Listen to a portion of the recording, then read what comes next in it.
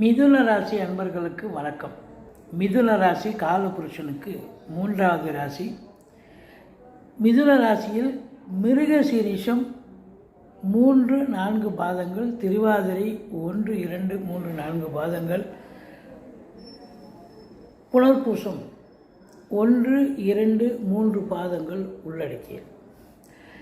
இந்த ராசியினுடைய அதிபதி புத பகவான் எங்கே இருக்கிறார் அப்படின்னு பார்த்தீங்கன்னா, உங்களுக்கு 9ஆம் இடத்தில் கும்பத்தில் இருக்கிறார், சூரியனோடு இருக்கிறார், சனி பகவானோடு இருக்கிறார். ஆனால் வார கடைசியில் தான் சூரியன் அங்கே வருகிறார்.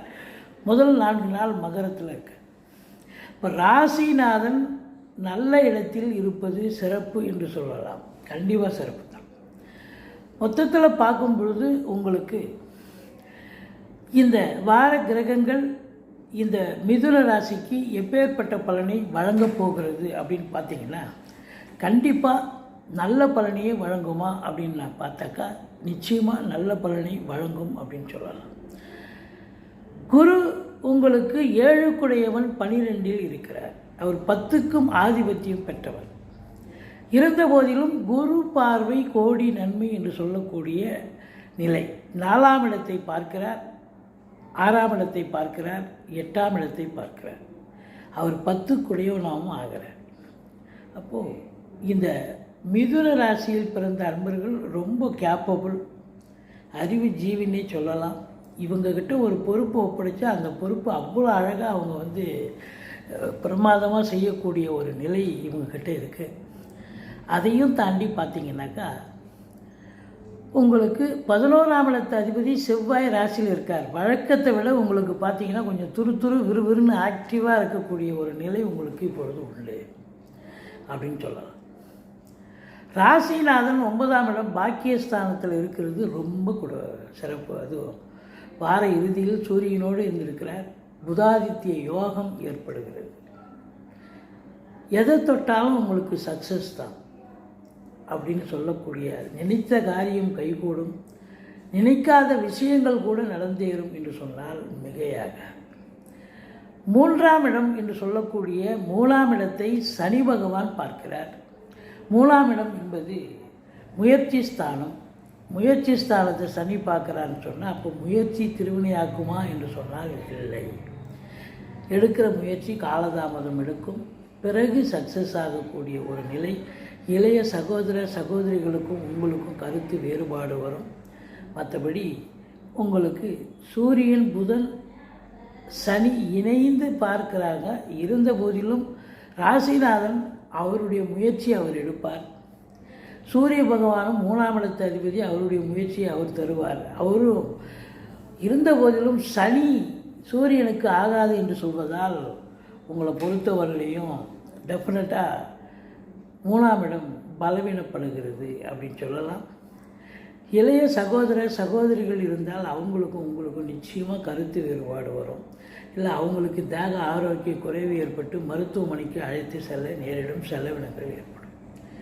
குரு பகவான் 12இல் இருந்து 4ஆம் இடத்தை பார்ப்பதால் 4ஆம் இடத்தை செவ்வாயும் பார்க்குறார். அப்போது உங்களை பொறுத்தவரையிலையும்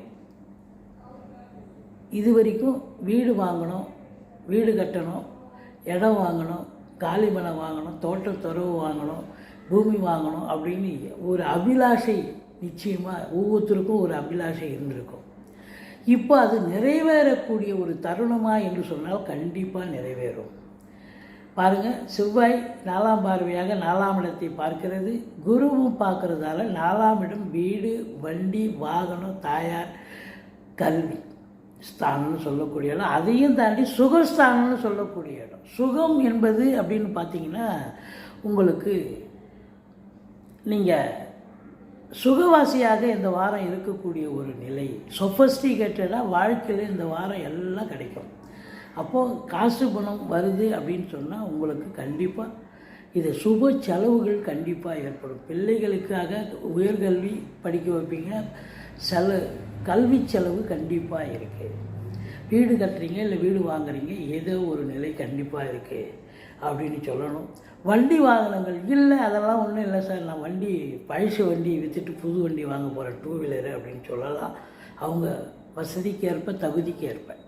ஆனால் அதே நேரத்தில் ஒரு சிலர் 4 வீலர் காரே வாங்கக்கூடிய ஒரு சூழலும் கண்டிப்பாக ஏற்படும் என்று சொன்னால் மிகையாகாது. அப்போ 4ஆம் இடம் நல்ல அற்புதமாக இருக்கிறது. தாய் வழி சொந்தங்கள் உங்களுக்கு அனுகூலமாக இருக்கக்கூடிய ஒரு காலகட்டமாகத்தான் இது விளங்குகிறது என்று சொல்லலாம். 5ஆம் இடத்து அதிபதி சுக்கிரன் 10ல் இருக்கிறார். பரிவர்த்தனை யோகத்தில் குரு அங்கே 10க்கு போகிறார், சுக்கிரன் 12க்கு வரார். அப்போ சுக்கிரன் அங்கே இருந்தாலும் உச்சம், 12ஆம் இடத்துக்கு வந்தாலும் ஆட்சி. குரு பகவான் பொறுத்தவரையிலையும் 10க்கு குரு போனாலும் பரிவர்த்தனை யோகத்துக்கு தான் போகிறார், நல்லதே செய்வார். ஸோ இது நாள் வரைக்கும் அவர் வக்ரகதியில் இருந்தார், இப்போ வக்ர நிவர்த்தி பெறுகிறார். ஆதலால் உங்களுக்கு குருவினுடைய பார்வை மட்டுமல்ல, இருக்கிற இடம் தொழில் விருத்தி அடையக்கூடிய ஒரு காலகட்டம். தொழிலை நீங்கள் நம்பி செலவு பண்ணக்கூடிய ஒரு நிலை நிச்சயமாக இருக்கிறது. தாராளமாக செலவு பண்ணுவீங்க. தொழிலில் கேட்குற இடத்துல கடனை வாங்கி தொழிலில் போட்டு நீங்கள் தொழிலை விருத்தி பண்ணலாம், அல்லது இன்னொரு பிரான்ச்சு கூட ஓப்பன் பண்ணலாம். மற்றபடி பார்க்கும் பொழுது சினிமா சுக்கிரன் இருக்கிறார் இல்லையா பரிவர்த்தனை யோகத்தில், அங்கே சுக்கிரன் உச்சமாக இருக்கிறார், பரிவர்த்தனை யோகத்தில் ஆட்சி பெறுகிறார் ரிஷபத்தில் அதனால் கலைத்துறையில் பணியாற்றக்கூடிய அன்பர்களுக்கு கூட ஒரு பொக்கிஷமான ஒரு காலகட்டமாக இது அமைகிறது. இது மட்டும் இல்லை, வங்கி பணியாளர்கள், அரசு கருவூலங்கள், இன்சூரன்ஸு, ஃபைனான்ஸு போன்ற பிரிவில் பணியாற்றுபவர்களுக்கு டிரான்ஸ்ஃபர், மற்றபடி உங்களுக்கு இன்க்ரிமெண்ட் கிடைக்கிறதோ இல்லை உங்களுக்கு பதவி உயர்வுகள் கிடைக்கிறதோ உங்களுடைய நிலைக்கு ஏற்ப உங்களுக்கு வசதி வாய்ப்புகள் பெருகும், நல்லது நடக்கக்கூடிய அமைப்பு. 7ஆம் இடத்து அதிபதி 12ல் இருக்கிறதால வாழ்க்கை துணை அல்லது மனைவி வெளியூர் வெளிநாடு, அதாவது கணவனாக இருந்தால் மனைவி, மனைவியாக இருந்தால் கணவன், வெளியூர் வெளிநாட்டு பயணம் போவதற்கான ஒரு அமைப்பு இருக்குது. இருந்தாலும் 12ல் இருக்கிறார், சுப செலவைத்தான் அவர் கண்டிப்பாக செய்வார். அப்போ சுப செலவுகள் ஏற்படும். சுப செலவுகள் அப்படின்னு பார்க்கும் பொழுது இதான் நம்ம ஏற்கனவே சொன்னோம் இல்லை, கல்விக்காக, வீடு கட்ட, வண்டி வாகனங்கள் வாங்க அப்படின்னு சொல்லக்கூடிய ஒரு 6ஆம் இடத்தை பார்க்கிறார் குரு பகவான். எதிரிகள் ஓடி ஒளிவார்கள், கடன் சுமை படிப்படியாக குறையும், கோர்ட்டில் கேஸ் எதாக இருந்தால் சாதகமாக தீர்ப்பு வரும். 8ஆம் இடத்தை குரு பார்க்குறார், வரா கடன்கள் வசூலாகும், காசு பணம் இப்போ புரளக்கூடிய ஒரு நிலை நிச்சயமாக இருக்கிறது. எந்த அசிங்கமும் அவமானமும் ஏற்படாது. 8ஆம் இடம் அசிங்கம் அவமானத்தை தரக்கூடிய இடம். மற்றபடி உங்களுக்கு 9ல் சூரியன் சனி காரகோ பாவனாஸ்தி, தந்தைக்கும் உங்களுக்கும் கருத்து வேறுபாடு, தந்தைக்கு தேக ஆரோக்கிய குறைவு ஏற்பட்டு மருத்துவமனைக்கு செல்ல நேரிடும். ஆனால் சனி பகவான் இரும்பு சார்ந்த துறை, அதாவது சின்ன லேத் ஃபேக்ட்ரிலேருந்து பெரிய கம்பெனி வரைக்கும் வேலை பார்க்கக்கூடிய தொழிலாளிகள், முதலாளிகள், அவங்களுக்கு கருத்து வேறுபாடு வந்தாலும் தொழில் சிறந்து விளங்கும். பெட்ரோலியம் இதுவாக இருக்கலாம், அல்லது பார்த்திங்கன்னா நிலக்கரி சுரங்கமாக இருக்கலாம். இப்படி எதுவாக இருந்த போதிலும் நல்ல ஒரு லாபத்தை ஈட்டக்கூடிய ஒரு நிலையாக அந்த நிறுவனம் அமையும் அப்படின்னு சொல்லணும். மற்றபடி தந்தைக்கும் உங்களுக்கும் கருத்து வேறுபாடு வரும். கலைத்துறையில் இருப்பவர்களுக்கு சிறப்பாக இருக்கும். ராகு பகவான் உங்களுக்கு 10ல் இருப்பதால் தொழிலில் வரக்கூடிய வருமானத்தை அப்படியே எடுத்து போட்டு செலவு பண்ணுவீங்க. நல்ல தொழிலை விரிவாக்கம் பண்ணுவீங்க. உள்நாட்டு வாணிபம், வெளிநாட்டு வாணிபம், ஏற்றுமதி இறக்குமதியாளர்கள், ஷேர் மார்க்கெட்டில் இன்வெஸ்ட் பண்ணுறவங்க, ஸ்பெக்குலேஷன் பண்ணுறவங்க, ஆன்லைன் பிஸ்னஸ் பண்ணுறவங்க, ஹோட்டல் பிஸ்னஸ் பண்ணுறவங்க, இவங்களுக்கெல்லாம் சிறப்பான காலம். சனி பார்வை உங்களுக்கு பார்த்திங்கன்னா 11ஆம் இடத்தை பார்க்குறதால மூத்த சகோதரத்துக்கும் உங்களுக்கும் கருத்து வேறுபாடு வரும். மற்றபடி இந்த ராசியில் பிறந்த அன்பர்களுக்கு இந்த வாரம் யோகமாக இருக்குமா, சந்தோஷமாக இருக்குமா? நிச்சயமாக சந்தோஷமாக இருக்கும். சாதிக்கக்கூடிய நேரமாக, கண்டிப்பாக சாதிக்கக்கூடிய நேரம். நீங்கள் வணங்க வேண்டிய தெய்வம், நீங்கள் பெருமாளை சேவியுங்கள், சக்கரத்தாழ்வாரை வழிபாடு செய்யுங்கள். வாழ்க்கை வளமோடும் நலமோடும் அமையும். இதுவரைக்கும் எங்கள் சேனலை பார்த்து கொண்டிருந்த அன்பர்களுக்கு நன்றி. எங்கள் சேனலை பிடித்திருக்கும் பட்சத்தில் மற்றவர்களுக்கு நீங்களும் சப்ஸ்கிரைப் பண்ணுங்கள், மற்றவங்களுக்கு ஷேர் பண்ணுங்கள், லைக் பண்ணுங்கள். நன்றி. வாழ்க வளமுடன்.